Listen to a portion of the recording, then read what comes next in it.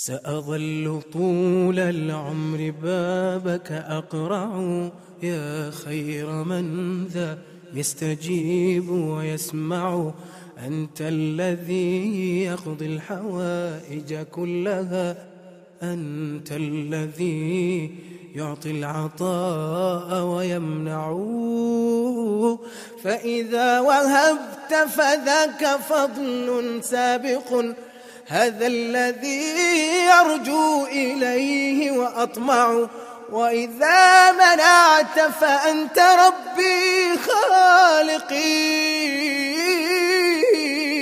حاشا يداي لغير جودك ترفع. ما لي سوى قرعي لبابك حيلة،